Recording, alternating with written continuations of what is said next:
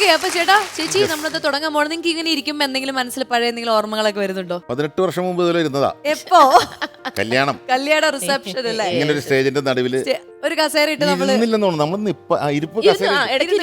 അങ്ങനെ അത് ഇരുന്നിരിക്കാൻ പറ്റില്ല, ആളുകൾ ഇപ്പോഴും അപ്പൊ അതിനുശേഷം എനിക്കിപ്പോ ഇങ്ങനെ ഓർമ്മ വരുന്നു. 18 വർഷത്തിന് ശേഷം ഇപ്പൊ ഇവിടെ അതാണ് ഇരുത്തി. അതെ.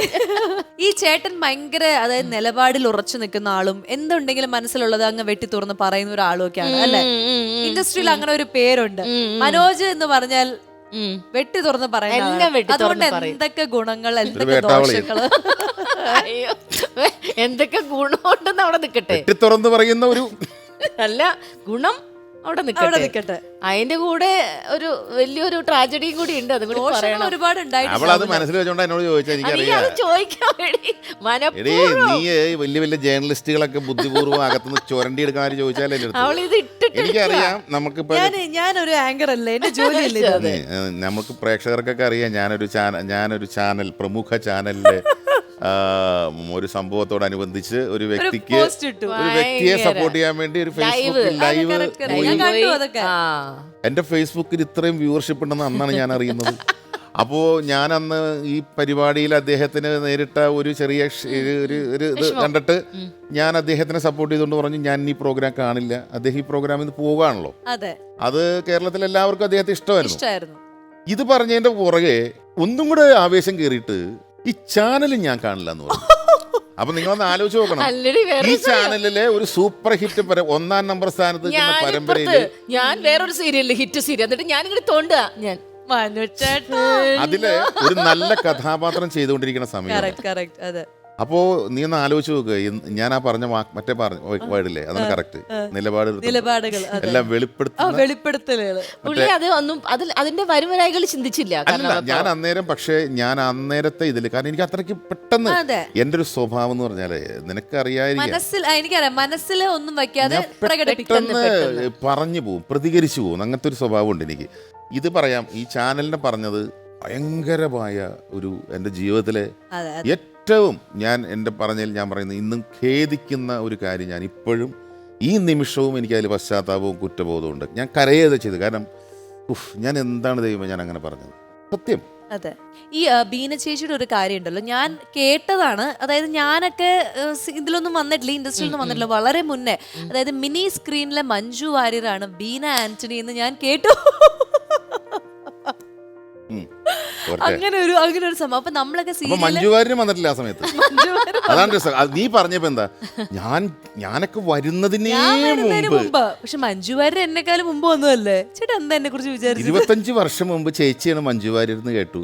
25 വർഷം മുമ്പ് അവളെന്ന് പറഞ്ഞില്ല. അതായത് ഞാനൊന്നും ഈ ഇൻഡസ്ട്രിയിൽ വന്നിട്ടേ ഇല്ല, ഞാൻ പഠിച്ചുകൊണ്ടിരിക്കുകയാണ്.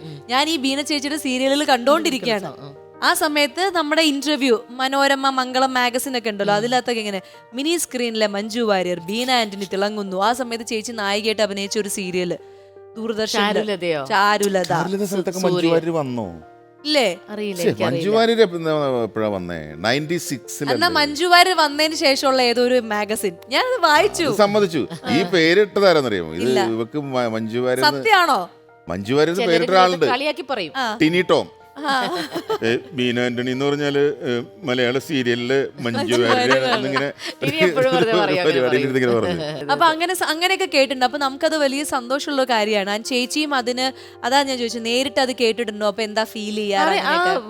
ഈ പറഞ്ഞ പോലെ പറഞ്ഞിട്ടുണ്ട്. പക്ഷെ അതൊക്കെ ഞാൻ പറയണേ എന്താണ്, അഭിനയം. ഇപ്പൊ മഞ്ജുവിനെ നമ്മൾ കാണുന്നത് നമ്മളെല്ലാവരും ഇഷ്ടപ്പെടുന്ന അല്ലെങ്കിൽ കഥാപാത്രങ്ങൾ അങ്ങനെ. അപ്പൊ അതിന്റെ ടിവിയില് മഞ്ജുവിനോട് ആരോ പറഞ്ഞു പറഞ്ഞിട്ടു, മഞ്ജു വാര്യർ മലയാള സിനിമയിലെ ബീന ആന്റണിയാണ്. അത് ഞാനിങ്ങനെ കളിയായിക്കൊണ്ടിരിക്കും. അതല്ല, പക്ഷെ ഞാൻ വിചാരിക്കുന്നത് അറിയാമോ, ഇതൊക്കെ എല്ലാം ദൈവാനുഗ്രഹം മാത്രം കാണുന്നതാണ്. എനിക്ക് ഇതുപോലെ ഞാൻ ഏറ്റവും വിലമതിക്കുന്ന ഒരു കാര്യം, നമുക്കിപ്പോൾ സ്റ്റേറ്റ് അവാർഡ്സ് ഒക്കെ കിട്ടിയിട്ടൊക്കെ ഉണ്ട്, അതൊക്കെ സന്തോഷമുള്ള കാര്യം. അതിനേക്കാളൊക്കെ നമ്മുടെ എം കൃഷ്ണൻ നായർ സാറിൻ്റെ അടുത്ത് ഒരു ഇൻ്റർവ്യൂവിൽ ചോദിച്ചു, അദ്ദേഹം ഇപ്പം ഇല്ല, അദ്ദേഹത്തിനോട് ചോദിച്ചു എന്ന് പറഞ്ഞാൽ ഭയങ്കര ക്രിട്ടിസൈസ് എന്ന് പറഞ്ഞാൽ ഭയങ്കര നിരൂപകൻ എന്ന് പറഞ്ഞാൽ ഭയങ്കര ഇതാണ് അദ്ദേഹത്തിൻ്റെ വാക്കുകളൊക്കെ. അന്ന് ആ സമയത്ത് അദ്ദേഹത്തിനോട് ചോദിച്ചപ്പോൾ അദ്ദേഹം പറഞ്ഞു, ഞാൻ ടി വിയിൽ മാനിക്കുന്നത് ബീന ആന്റണിയെയാണ്, അവരുടെ പിന്നെ എന്നെ കുറച്ച് ഇങ്ങനെ ഭയങ്കര കുലീനതയുള്ള ഇതാണ് മറ്റാണ്. അത് സത്യം പറഞ്ഞു എനിക്ക് എത്രയോ പേര് ഗൾഫിൽ നിന്നും ഓരോരുത്തർന്നൊക്കെ ആ പേപ്പർ കട്ടിംഗ് ഇല്ലേ എനിക്ക് അയച്ചു തരും. പക്ഷെ എനിക്ക് അത് ഭയങ്കര ഭയങ്കര അഭിമാനം തോന്നി ആ ഒരു വാക്കുകൾ. കാരണം അന്ന് അങ്ങനെ എനിക്ക് അറിയാനും പാടില്ല പുള്ളിയെ ഒരു കണ്ടോ പരിചയം ഒന്നുമില്ലാത്തൊരു അങ്ങനത്തെ ഒരു വ്യക്തിത്വം എന്നെ ഇങ്ങനെ പറയാന്ന് പറഞ്ഞാൽ അതൊരു വലിയൊരു ക്രെഡിറ്റ് ആയിട്ട് ഞാൻ മനസ്സിൽ സൂക്ഷിക്കുകയാണ്. അപ്പൊ അങ്ങനെ പറയാന്ന് പറഞ്ഞാൽ അന്ന് പക്ഷെ പണ്ട് ഇതുപോലത്തെ ഒരു ഇതല്ലായിരുന്നു സ്വാസിക. പണ്ടൊക്കെ ചെയ്തിരുന്ന കഥാപാത്രങ്ങളൊക്കെ ഭയങ്കര നല്ല എന്താ പറയാ. ഇപ്പൊ എന്നൊക്കെ പറഞ്ഞാൽ നമ്മളിപ്പോ വേറൊരു ഇതിലേക്ക് മാറി, നമ്മുടെ കാലഘട്ടം ഒരുപാട് മുന്നിലേക്ക് മാറി. അപ്പൊ നമ്മൾ കുറെ ആടയാഭരണങ്ങളും മറ്റതും മറിച്ചതും ഇങ്ങനെയൊക്കെ. പക്ഷെ കാലത്തിനൊപ്പം നമ്മൾ പോയല്ലേ പറ്റുള്ളൂ നമ്മള്. പക്ഷെ പണ്ട് അങ്ങനെയല്ലായിരുന്നു. കഥാപാത്രങ്ങൾക്ക് ഒരു എന്താ പറയാ അതിന്റെയൊക്കെ ഒരു സൗന്ദര്യവും അല്ലെങ്കിൽ ഭയങ്കര സുവർണ്ണകാലം. അതെ.